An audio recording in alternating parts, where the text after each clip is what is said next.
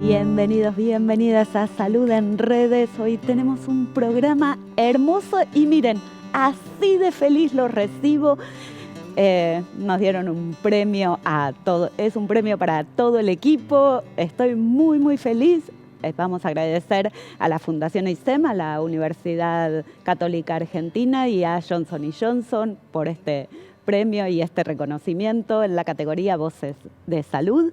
Y hoy te invito a hablar de un tema que me parece crucial en la realidad argentina en la que estamos viviendo. Vamos a hablar de mujeres en la ciencia con dos representantes de la ciencia, pero al máximo nivel de nuestro país. Bienvenidos nuevamente. Muchas gracias por el premio Afectivo Efectivo. Bienvenidos a Salud en Redes.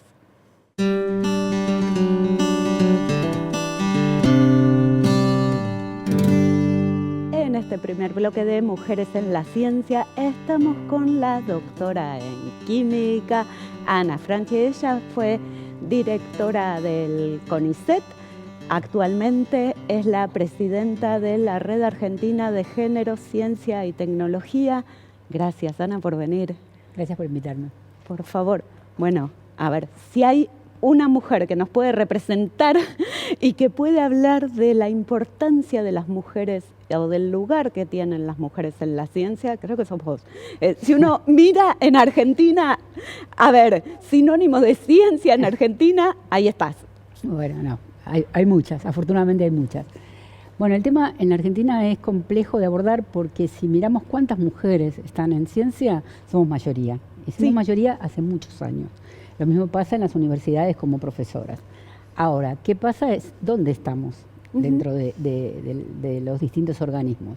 En el CONICET existe una carrera del investigador que tiene distintas categorías.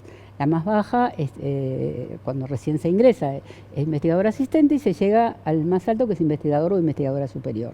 Somos mayoría en las categorías más bajas, pero como investigadoras o investigadores superiores nunca pasamos del 23-24%. Eso en cuanto a la parte académica, pero si miramos quién manda, digamos, quién ocupa los lugares de gestión, el CONICET está cerca de cumplir sus 70 años. Y yo fui la segunda mujer presidenta. Hubo la doctora Marta Rovira, que fue la primera, una doctora en Ciencias de la Atmósfera, y yo. Y el CONICET tiene un directorio, compuesto por 8 personas, 4 elegidos por sus colegas de cada gran área. Uno representa un director a las universidades, otro a las provincias, otro a las organizaciones del campo y de la industria. En este momento hay 7 porque una renunció. ¿Y cuántas mujeres hay? Una, de 7. Entonces, el tema no es el ingreso, porque muchas mujeres entran en las universidades, muchas quieren hacer carreras científicas y son muy buenas, se doctoran, ingresan, pero después es el promover, el mantenerse y promover en las carreras científicas. Esta promoción tiene que ver con no sé, con un desarrollo personal, tiene que ver con una postura de quien manda, como vos decís, tiene que ver con concursos. Bueno, no podemos decir esto, como diríamos en matemáticas, unilateralmente. Universal. Un tema que es un tema de discusión mundial es el tema de los cuidados. Y cuando hablo de cuidados, no hablo solo del cuidado de menores, de niños y niñas, que eso se demostró en la época de la pandemia, cuando se tuvieron que encargar también de educar a los niños y niñas, o por lo menos ponerlos frente a la pantalla para escuchar la clase. A nivel mundial bajó el protagonismo de las mujeres en los trabajos científicos, porque estaban dedicadas más al cuidado. Pero en sociedades envejecidas, como son las europeas, pero como también es la nuestra, está el cuidado de los mayores, que no está resuelto el cuidado de los mayores. Y como siempre, las mujeres se ocupan mucho más que los varones del cuidado de los mayores, de llevarlos al hospital, de que tengan toda su vida más o menos resuelta. Entonces, cuidados es un tema. Después, otro tema que en la ciencia y en las universidades nos gusta hablar es la violencia laboral y de género, que existe, como en todos lados, que a partir del gran movimiento de Ni Una Menos empieza a aparecer en la superficie, pero hay situaciones complejas aún en ciencia y tecnología. No es que son todos robotitos que nos llevamos todos bien ni nada por el estilo. Terrible. Entonces, ese es un tema. Y por supuesto, el tema de la maternidad está corrida, como se sabe, ha bajado muchísimo en la Argentina, pero en los momentos de mayor producción, donde los jóvenes y las jóvenes tienen que ir avanzando rápidamente su carrera, muchas veces es el momento de la maternidad y mínimo el tiempo de embarazo, de lactancia, etcétera, retrasa o dificulta, ¿no? Porque los horarios, como en todas las profesiones, ¿no? Son los horarios de trabajo, los horarios de cuidados, etcétera. Pero me imagino, yo pienso, es una decisión de un equipo de trabajo. En ciencia nadie trabaja solo y No. el tiempo en el que en este equipo, me imagino, una persona está con licencia de maternidad, debe ser muy poco relativo. No Sí. está visto como No. esto, como política de cuidado. Bueno, nos vamos a ocupar de quien en este momento no puede estar acá. Hay cosas que fueron avanzando. En una época las becarias ni siquiera tenían licencia por maternidad. Tuvimos el gran honor, la gran suerte de tener a la doctora Dora Barrancos, que es como en el directorio del CONICET, y las becarias comenzaron a tener los 100 días que son los que se tienen en general. Luego se consiguió que la beca se prorrogara 100 días, de que no, cuando había un deadline, una fecha límite para entregar un pedido de subsidio, etcétera, en el caso del periparto se pudiera correr, porque si no estaban entrando a la sala de partos y apretando el CENT, ¿no? Pero, bueno, todas las que son mamás saben que no son solo los 100 días, ¿no? Es más tiempo y si no hay dificultades, ¿no? Sin ningún tipo de dificultades. Entonces eso retrasa. Yo decía que a las 5 de la tarde, cuando tenían que ir a buscar al niño o a la niña, me convertía en calabaza como Cenicienta, y había que salir corriendo, y a veces el experimento duraba más tiempo. A veces, yo me acuerdo una vez a un decano de una facultad me dice, pero a vos algún momento te discriminaron, y entonces yo le dije, ¿vos a qué hora haces las reuniones importantes? Y entonces me dice 7 de la tarde, mira qué bien, porque a mí a esa hora no es que debo, quiero estar en mi casa con mis hijos. Entonces hay cosas que se llaman micro desigualdades, que vos decís, puso la reunión a las 6 de la tarde, ¿y por qué no lo ponías a las 8:30, que yo había dejado mis hijos en la escuela y yo estaba tranquila para poder ir a una reunión? Son cosas pequeñas, la charla de cuando van a jugar al fútbol o esas cosas, donde se dicen cosas que aparecen y que ahí no estamos presentes. Yo no quiero desanimar, por supuesto, a nadie, porque las cosas van mejorando, no tan rápido como quisiéramos, y necesitamos absolutamente de políticas públicas que apoyen a las mujeres y a las diversidades en todos lados, por supuesto, pero yo me ocupo del tema de ciencia y tecnología. Yo pensaba, vos empezaste diciendo, bueno, somos mayoría, las mujeres en las universidades somos mayoría, y pensaba, es un tema de inclusión de minorías, porque absolutamente, porque si bien somos mayoría en número, somos una minoría en el sentido de la política y de la inclusión. Parece una contradicción, pero es así. Es así.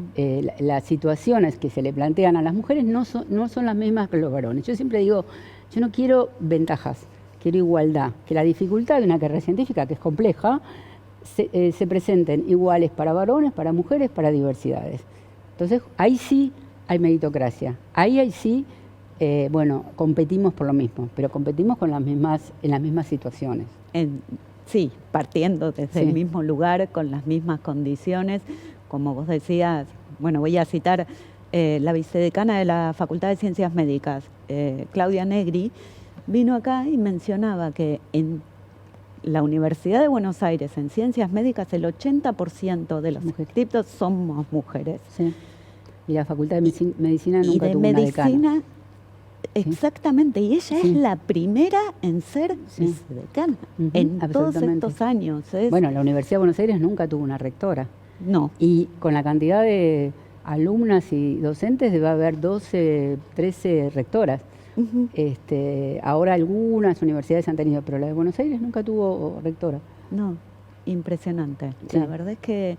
Y pensaba también que las mujeres, así como nos ocupamos de los cuidados, también estudiamos carreras afines a los cuidados en general. Es cierto. Y en la ciencia se ve poco reflejo de esto. Sí, vos fíjate que de las grandes áreas del CONICET, donde hay mujeres, todo el mundo piensa que es en sociales, pero es más en biomedicina, ¿no? Las mujeres que en su momento fueron las primeras enfermeras, las médicas, etcétera. La biomedicina es algo que atrae muchísimo en biología, etcétera, a las mujeres. Exacto, que tiene que ver, me parece a mí, con continuar con esta función de cuidado y esta pregunta por qué puedo hacer por el otro y cómo puedo... Sí, un lugar que nos pusieron y que nos quedamos, digamos, también, ¿no? Porque podríamos, una de las áreas donde sigue habiendo predominio masculino es en todo el área de informática y de física, que parecen, no que sean más ríspidas para estudiar, pero son quizá un poco más misóginas, un poco más, sobre todo informática, que competís si no te quedas en un programa científico, sino que vas al mercado, se compite por salarios muy importantes. Entonces ahí es más complejo para las mujeres. Totalmente. Recién mencionabas que no es una cuestión solo de Argentina, que es algo mundial, y creo que la red que presidís, nace en México, ¿no? Y nace en un congreso internacional. ¿Cómo estamos respecto? En realidad nació hace mucho tiempo. Naciones Unidas cada 10 años hacía una puesta a punto de cuál era la situación de las mujeres. Iba a haber una en Beijing y una pre-reunión acá en Mar del Plata, y Diana Mafía, que es filósofa y que siempre trabajó temas de mujer, junto con Silvia Cochen, que es una neurocientista, se encontraron en ese congreso, y cuando vuelve Silvia, que éramos amigas, dice, tenemos que empezar a trabajar en esto. Ahí empezamos a trabajar. Y por supuesto en Latinoamérica se empezó a hacer. Latinoamérica en general hay muchas mujeres en ciencia, pero si voy a Japón no llega al 20%. Si voy a Estados Unidos andan en el 30 y pico, más o menos como la mayoría de los países europeos. Entonces, acá tenemos esto, por ejemplo, en CONICET alrededor del 53-54% de mujeres investigadoras, y aún más el porcentaje en becarias. Pero la situación también de quién dirige y quién no dirige también es complicada, se repite bastante en muchísimos lugares. Nosotros ahora, junto con Silvia y desde la RACID, y con investigadoras de Brasil y de México, estamos haciendo un curso sobre mujer y ciencia, pero tomando todos los temas. Justamente ayer fue la charla del tema de cuidados, y tomamos desde lo legal, ¿no? Con el cambio del Código Civil, cómo algunas protecciones se dieron, desde qué pasa desde la antropología, qué significa los cuidados, desde qué pasa en algunas provincias donde hay Ministerio de la Mujer todavía, como la provincia de Buenos Aires, etcétera, cuáles son las leyes, las resoluciones que pueden ir protegiendo, porque por supuesto tiene una carga muy fuerte cultural, pero las políticas públicas ayudan. Sí, me parece, creo que en todas las áreas, pero que hay como distintos niveles de cuidados y niveles de injerencia. Una política pública sostiene lo que sucede en una organización, lo que sucede en un vínculo laboral o lo que sucede adentro de una casa. Me parece que, tenemos que armar una red. Pero hay pasitos o pasos que nos van ayudando. Por ejemplo, cuando estuve como presidenta del CONICET, y se construían todavía institutos, decía, acá tiene que haber un lactario. Me acuerdo que fuimos a ver uno antes de inaugurarlo, y al director le digo, si no me buscas el lactario y lo pones, yo no lo inauguro. Entonces tenés el lactario, que en mi época, cuando yo era directora y no había, las chicas sacaban leche en mi oficina, ¿no? Cosa que un lactario es una pavada, porque es una habitación con una heladerita y un sillón cómodo. Bueno, después el tema de una cosa es, me pasaba a mí, que me cargaba al bebé en la mochila, me tomaba el colectivo, lo dejaba en el jardín y de ahí iba a trabajar y volvía, y otra cosa es tenerlo en el mismo lugar de trabajo, no es lo mismo. Totalmente. Facilita. Además puede ser el mismo lugar de trabajo del papá y la mamá, basta decir jardines maternales, hablemos de jardines de infancia, porque si decimos maternales siempre seguimos dando la responsabilidad a las mamás. Entonces, tener el jardín en el mismo lugar de trabajo te facilita, te ahorra tiempo ya de por sí, porque estás en el mismo lugar. Cualquier problema, estás ahí. Entonces, hay cosas que no resuelven todo, pero van ayudando a que el problema disminuya.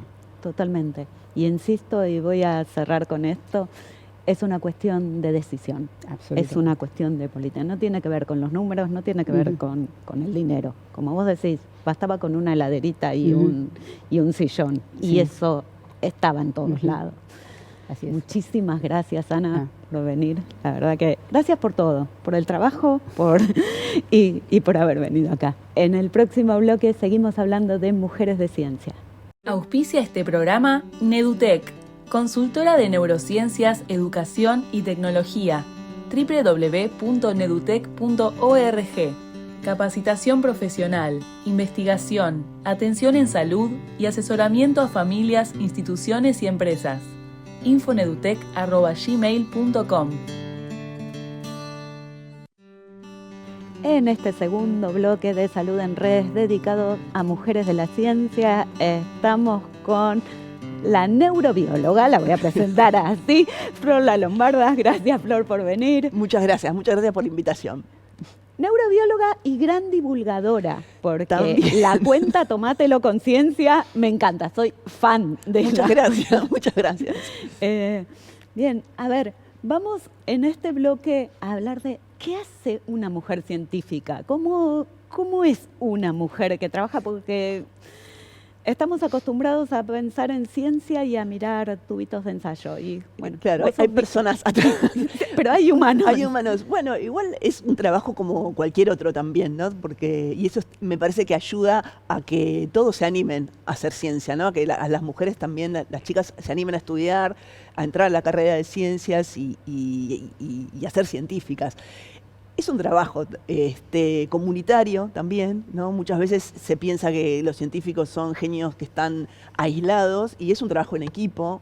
Es fundamental. Somos, no sé, en el laboratorio hay 10 personas que trabajamos, o sea, yo llego a las mañanas, tomo un café, nos ponemos al día de nuestras cosas, qué pasó la noche anterior, qué pasó el día anterior, y después nos dedicamos a trabajar. Muchas veces implica leer, buscar, investigar, estudiar, seguir estudiando. Otras veces tenemos que hacer experimentos. Yo particularmente ya estoy un poco más alejada de lo que es la mesada, porque ya estoy más en la parte de dirección de recursos humanos, de equipos, de becarios. Charlamos mucho con los chicos. Igual los ayudo a hacer los experimentos porque a mí es lo que me gusta. O sea, no me gusta estar en la computadora solamente aislada de lo que pasa en el trabajo diario de la mesada, de los experimentos. Entonces, de vez en cuando los ayudo. Sigo yendo al microscopio, nos hacemos preguntas y diseñamos experimentos para poder responder esas preguntas, y después charlamos los resultados de esos experimentos para ver si hacemos otra hipótesis, si la confirmamos, si la desechamos. Particularmente ahora yo estoy trabajando en una línea sobre cannabis y desarrollo, neurodesarrollo.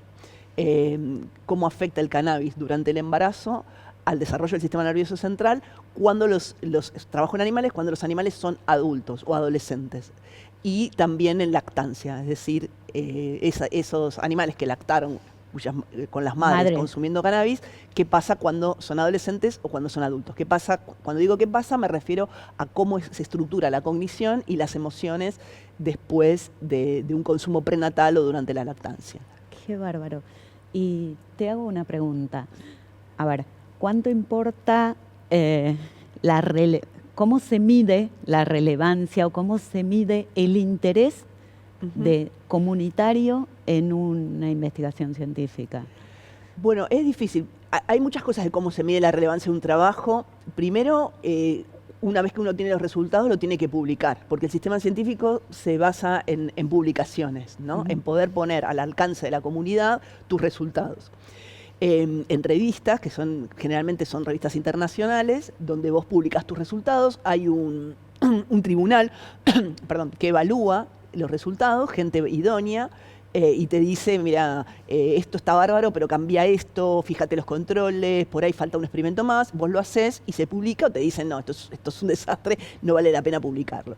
Entonces, vos sos evaluado por la cantidad de publicaciones que haces, ¿no? Si tu trabajo se supone que está bien hecho y contribuye un granito de arena a avanzar más sobre una línea de conocimiento, puedes publicar y se te evalúa eso. Las revistas tienen están jerarquizadas por impacto, están las más famosas, como siempre escucha la gente, Science, Nature, The Lancet, Salud. Bueno, entonces hay como una jerarquía de revistas, cuanto mejor es el trabajo, más sólido, cuanto más podés demostrar hipótesis, si demostrás, por ejemplo, mecanismos de acción de las cosas, etcétera, podés aspirar a revistas de más prestigio. Entonces están como jerarquizadas. Bien, voy a hacer yo no sé, voy a meter una cucharita mía, un aviso publicitario mío, que es que estamos muy acostumbrados a pensar en ciencia y en las ciencias duras. Sí, claro. Y las ciencias sociales, las ciencias humanas, las ciencias de la conducta, también tenemos mucha producción científica en este país. También tienen revistas. También tenemos revistas, también tenemos publicaciones. De hecho, uno de el paradigma primario que está dominando el mundo hasta ahora, porque no se demostró nada diferente de cómo aprende un niño, es una investigación de Ana María Kaufman, Emilia Ferreiro y Ana Teberovsky, que son 3 investigadoras argentinas. Eran, pero creo que es muy importante también incluir otro tipo de ciencias. Ahora sí, vuelvo a las duras, porque quería preguntarte cómo está específicamente ahora el CONICET. Bueno, por eso digo, en ciencias sociales, humanas, no tenemos nada de reconocimiento. ¿Cómo anda CONICET? Y, o sea, yo creo que CONICET, INTA, INTI, CONEA, todos los organismos de ciencia y tecnología estamos pasando por la mayor pesadilla de los últimos tiempos, ¿no? Porque realmente el desfinanciamiento es total. No tenemos dinero para trabajar. Nosotros trabajamos con animales y los animales comen, hay que limpiarlos, hay que cuidarlos. Bueno, muchas veces tenemos que poner de nuestro bolsillo para poder mantener los animales, o comprar algún insumo para la tesis de los becarios, por ejemplo, porque el becario no le vamos uno se responsabiliza de los recursos humanos que forma, y si vos te comprometiste a que ese chico se va a doctorar, yo voy a hacer lo posible, imposible para que se doctore, y si tengo que poner dinero, lo voy a poner. Entonces, en esa situación estamos, y también con ese grado de compromiso, ¿no? De que tratar de que la cosa funcione igual, con muchísimo sacrificio, porque nuestros sueldos bajaron un 40% desde el 2022. Entonces tenemos 40% menos poder adquisitivo, no tenemos recursos para trabajar, se han perdido 6.400 puestos de trabajo en todos los organismos de ciencia y tecnología desde el 22 ahora. Más o menos entre un 9% se está reduciendo el sistema. Y cada mes se reduce mucho porque son despidos y mucha gente se va. Porque los sueldos de los becarios, un becario con 5 años, 6 años de universidad, más 4 años de doctorado, está ganando 900.000 pesos. Claro. O sea, no puede mantenerse. No pueden mantenerse. Quieren hacer su vida, independizarse, salir de la casa de los padres. Por eso. Algunos tienen hijos, porque los becarios son humanos, se reproducen y tienen familia también. Los científicos tenemos familia. Entonces, y comen todos los días. Pretenden comer todos los días. Está muy difícil. Chistes aparte, de la situación realmente está muy complicada, muy complicada. Es como todos los días estamos un poquito peor, no es que, y bueno. A nivel conocimiento y producción de conocimiento respecto de otros países. Es que nosotros, por ser un país un país latinoamericano, sudamericano, tenemos muy buen nivel científico. El CONICET es una de las organizaciones más prestigiosas del mundo. O sea, tenemos que estar súper orgullosos también de los científicos que tenemos. Y esto costó generaciones de científicas y científicos que hicieron y aportaron su grano de arena para que hoy seamos un país de ciencia competitivo. Entonces da mucho dolor y mucha bronca ver que eso se está perdiendo. Y se va a perder, y son generaciones, porque un proyecto de investigación no se apaga y se prende como una luz. Si yo bajo un proyecto de investigación porque no lo financio, aunque yo después te diera, no sé, millones y millones de dólares, no es prender la palanquita y estar en el mismo lugar que cuando la pagaste, porque los recursos humanos con mucha especificidad para eso y altamente formados ya no están. Entonces los tenés que ir a buscar. Y si no están, los tenés que volver a formar. Y eso son muchos años. Entonces no se puede no es tan sencillo como decir, bueno, ahora hay que achicar porque no dan las cuentas, hay que achicar, y después cuando den las cuentas Volvemos a porque levantar. no se va a poder volver. Se va a poder volver, pero va a costar muchísimo más. Y como te digo, no es desenvolver millones de dólares y después, bueno, arrancamos donde quedamos. No, es arrancar menos 20, es arrancar 25 años atrás quizás, porque por eso te digo, un recurso humano cuesta eso formarlo, específico. Y se están perdiendo muchísimos recursos humanos súper valiosos, súper valiosos. Te doy un ejemplo, hay una patóloga de la Academia de Medicina, Nacional de Medicina, que es la persona que tiene el mejor ojo para diagnosticar determinados tumores, porque miró esos tumores toda la vida. Bueno, se quedó sin trabajo, prescindieron de sus servicios. ¿Quién diagnostica? Alguien que no tiene idea. O están esperando a que entrenen una famosa IA para poder reemplazar. Al día de hoy todavía eso no ocurrió. Entonces, la verdad que son pérdidas inconmensurables. Terrible. Nombro a otro investigador grande, el doctor Olmos, también no sé. Sí. El doctor Olmos decía que en el Hospital de Clínicas ven casos de enfermedades raras y poco frecuentes que en el resto del mundo se desechan y que por eso Argentina tenía una producción en relación a un tema de patologías del esófago, por ejemplo, donde había 7 investigaciones argentinas de cada 10 del mundo.